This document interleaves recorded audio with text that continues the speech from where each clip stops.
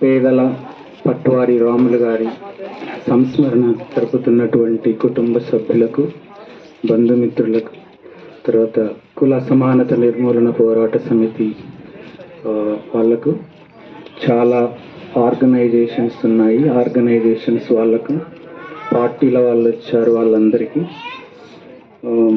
ఈ సంస్మరణ జరుపుకోవడానికి వచ్చిన వీళ్ళందరికీ కూడా ఆయన తరఫున నేను కూడా జాయిన్ అవుతున్నాను. పట్వారి రాములు అనుకుంటే నేను పోరాట రాములు అని అనుకున్నాను. నేను ఒక పోరాటాలు చేశారు అంటే ఎంతవరకు ఆయన పోరాటాలు చేశారంటే అక్టోబరు 2023వ తారీఖున పోలీసులు ఇక్కడ జరిపినటువంటి దమనకాండలు కూడా ఆయన పాల్గొన్నాడు. అంటే ఒక 4-5 నెలల ముందు కన్నా కూడా ఆయన పోరాటంలో ఉన్నారు.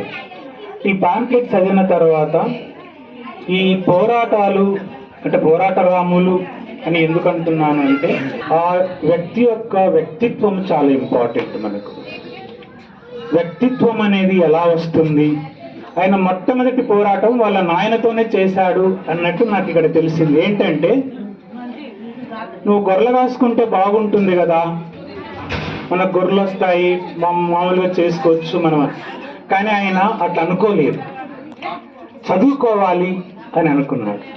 అంటే నాకు ఈ ప్యాంప్లెట్లో మహాత్మా ఫులే వాళ్ళ నాయన అలా అడిగారు. మహాత్మా ఫులేను, మనకు పూలంగళ్ళు ఉన్నాయి, పూలు అమ్ముకుంటే మనం ఆ వృత్తి చేసుకుంటే బాగుంటుంది కదా అని అంటే మహాత్మా ఫులే గారు కూడా ఏమన్నారంటే అది నువ్వు చేసుకో, కానీ నాకు ఎడ్యుకేషన్ కావాలి అని అన్నాడు ఆయన. అంటే విద్య ముఖ్యము. పోరాటాల రాములు అంటే పట్వారి రాములు గారు కూడా వాళ్ళ నాయనకు వ్యతిరేకించడం అని కాకుండా ఆ వృత్తిలో నుంచి బయటికి వచ్చి మనకు విద్య కావాలి అనేది చాలా గొప్ప విషయం. అంటే సార్ వాళ్ళు, లక్ష్మయ్య సార్ వాళ్ళ ఫ్యామిలీ మొత్తం కూడా ఈరోజు అత్యధిక విద్యావంతులు కావటం అనేది చాలా గొప్ప విషయం. నిజంగా చెప్పాలంటే ఒక కొడుకు డాక్టరు, టీచరు, ఇంకా మన్మరాలు కాబోతున్నటువంటి డాక్టరు, ఒక గొప్ప యూనివర్సిటీలో ఆమె జాయిన్ అవబోతున్నారు. అంటే విద్యకు ఆయన ఇచ్చినటువంటి గొప్ప ప్రాధాన్యత ఆ పోరాటంతోనే స్టార్ట్ అయింది. తర్వాత ఇక్కడ చెప్పినటువంటి నీతి, నిజాయితీ, వ్యక్తిత్వం, ఆత్మగౌరవం ఆయనలో నిండుగా ఉందనేది నాకు అనిపించింది. ఇప్పుడు లక్ష్మయ్య సార్ చెప్పారు ఆయన ఆధ్యాత్మికం అని. అంబేద్కర్ వాళ్ళ ఫాదర్ కూడా ఆధ్యాత్మికంగానే ఉన్నారు. కబీర్ పంత్ ఆయన కూడా రోజంతా అంటే 3 గంటలకు లేచి అంబేద్కర్ వాళ్ళ ఫాదరు కబీర్ పంత్ పద్యాలు చదివేవాడంట. అంబేద్కర్ కూడా అవన్నీ నేర్చుకున్నారు. కాశీకి వెళ్ళారు. నేను అనుకున్నాను అంటే పెరియార్ కూడా కాశీకి వెళ్ళారు. పెరియార్ కూడా ఆయన చిన్న వయసులో కాశీకి వెళ్ళి కాశీలో ఏముందో చూడాలని అనుకున్నాడు. కాశీకి వెళ్ళి అక్కడ చాలా రోజులు ఉన్నాడు పెరియార్. ఉంటే అక్కడ భోజనం పెట్టే ఆ లైన్లో అంటే ఈ జంజం వేసుకున్న వాళ్ళందరికీ ఒక లైను, లేని వాళ్ళకి ఇంకొక లైన్ అన్నమాట అక్కడ కాశీలో. అంటే ఈయన నమ్ముకున్నది కాశీ. కాశీ చాలా స్వర్గం అంటారు కదా, స్వర్గంలో అందరు ఈక్వలే కదా. సో నేను కూడా అక్కడికి వెళ్ళి చూడాలనుకున్నప్పుడు ఆయన తెలియక ఆ లైన్లో ఉన్నాడు.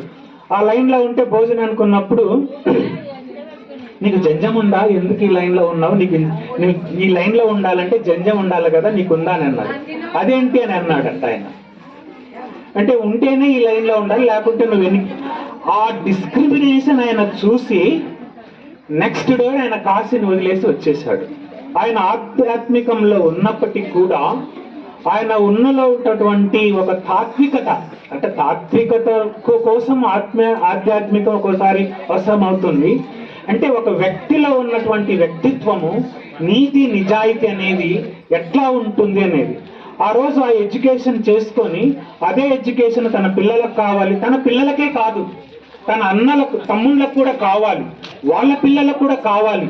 అని అనుకోవటము అంత అంటే స్వార్థం లేని జీవితం అనేది నాకు అనిపించింది. ఒక నీతి అనేదానికి సారులు చెప్పారు, ఇంద్రాలు సారులు కూడా చెప్పారు, నీకు ఒక సర్టిఫికెట్ ఉంటే చాలు.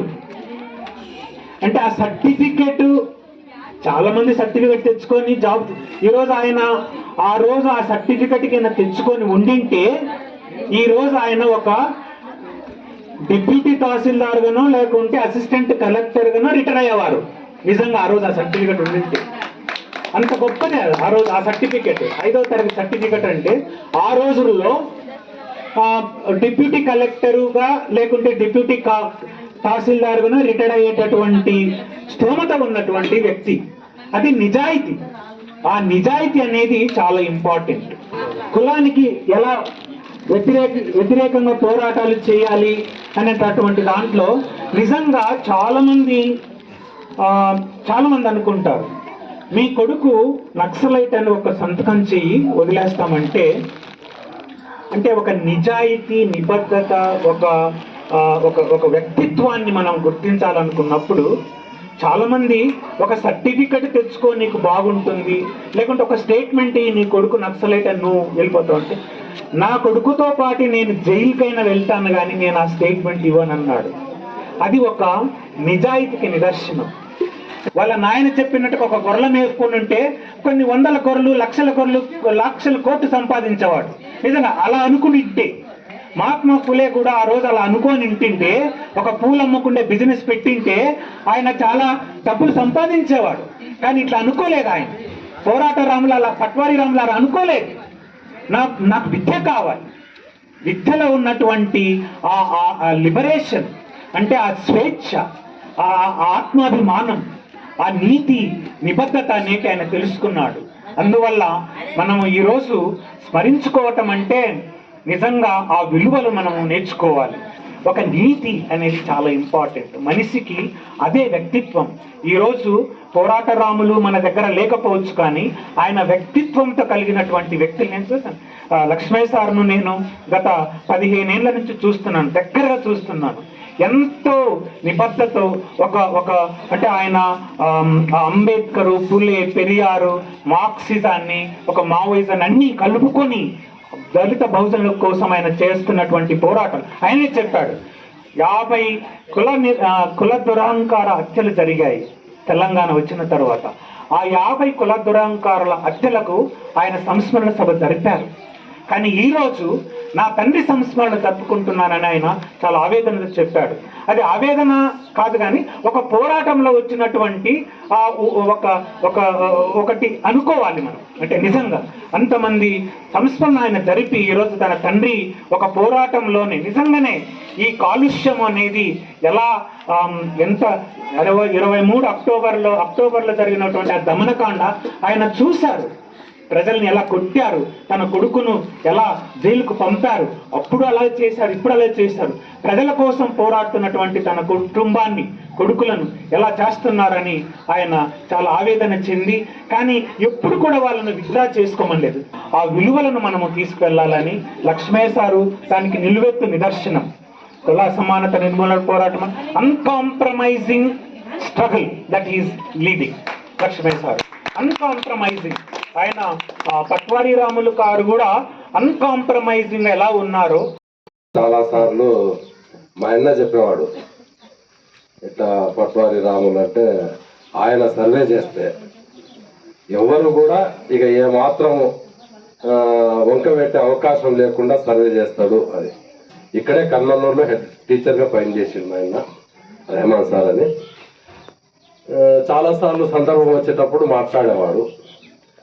ఒకటేంటంటే మనం జనరల్గా ఉద్యమాల్లో పనిచేసే బిడ్డలు ఎవరైతే ఉంటారో వాళ్ళకంటే వాళ్ళ తల్లిదండ్రులు గొప్పవారు, వాళ్ళ త్యాగాలు వాళ్ళకి గట్టిగా.